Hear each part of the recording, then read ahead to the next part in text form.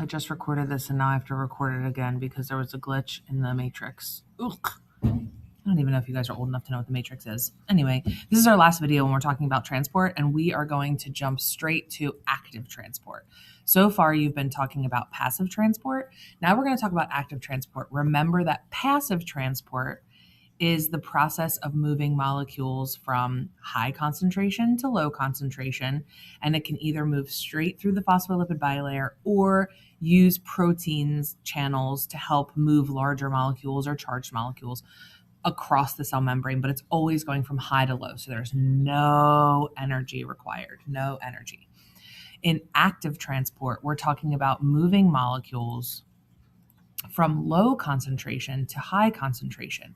And here, just like the title says, active, you need energy for this to happen. You're going from low to high.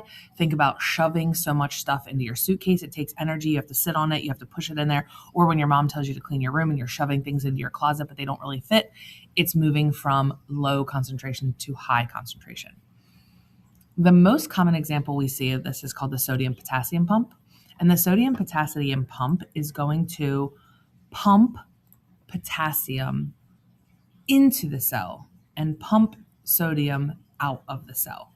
Now, these are charged molecules, so they need to use a protein channel. Okay, they're using a pump because it's forcing things into and out of the cell. So it's going to send sodium out of the cell and bring potassium into the cell. And the little thing I remember is pump K in. So pumpkin is the sodium potassium pump. It's going to pump potassium, which is K, into the cell. And this requires energy to do because remember, it's going from low to high.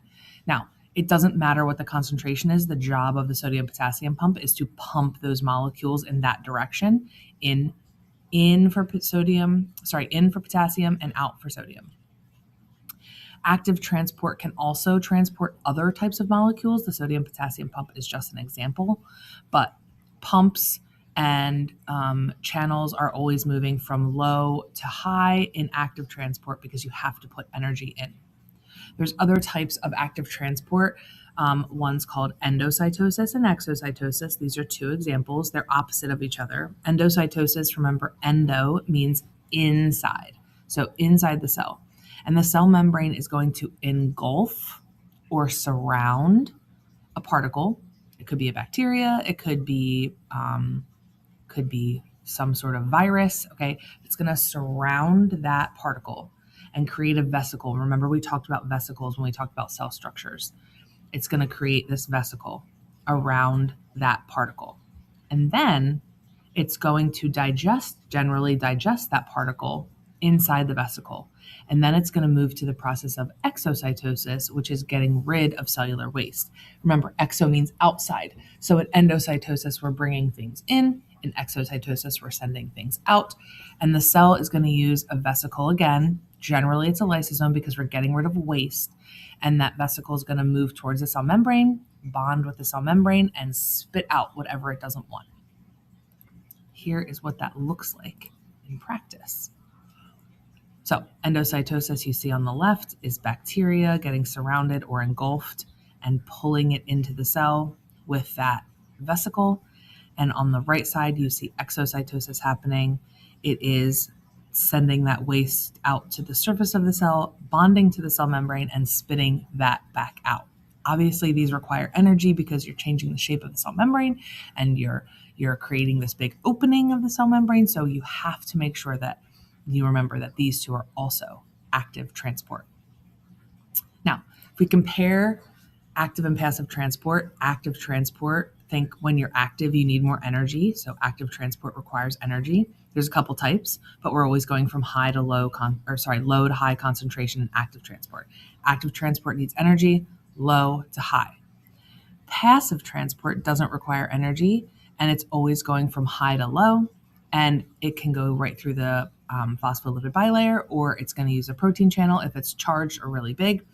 And remember that osmosis is a special kind of passive transport where it's dealing with the concentration of water, and it can make the cell swell up, it can make the cell shrivel up, or it will keep the cell the same.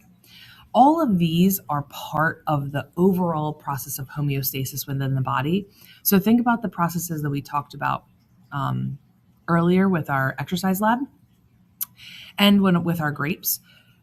Think about how this contributes to the homeostasis overall in the body. Think about when your body's, getting rid of waste, or when your body is trying to cool itself off. How does this contribute?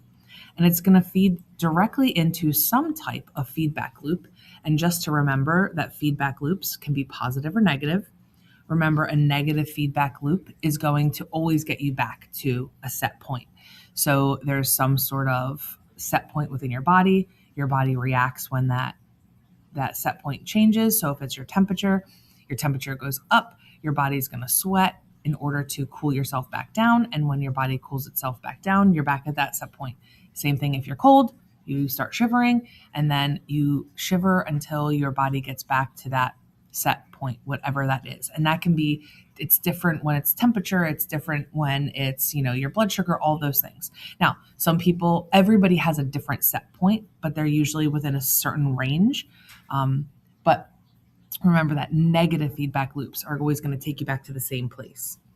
And a positive feedback loop is going to move you towards an end goal. We talked about childbirth, right? Another one is blood clotting, right? It's going to continue clotting and sending those blood cells there to stop the bleeding until that hole is covered up, okay? And it's going to continue doing that until the bleeding stops. So positive feedback loop keeps you moving in the same direction, okay? Negative feedback loop is always going to bring you back to the same point, okay? Something changes, come back to the same point. Something changes, you come back to the same point. That's negative feedback. Positive feedback is, oh, this happened, oh, this happened, this happened. And most of the feedback loops in the body are negative feedback loops. There's very few that are positive, but we have lots of positive feedback loops in other areas of science as well. I hope you guys are super clear on this cell transport. And if you have questions, make sure you ask in class. We're going to have our test really soon. Have a great day, guys.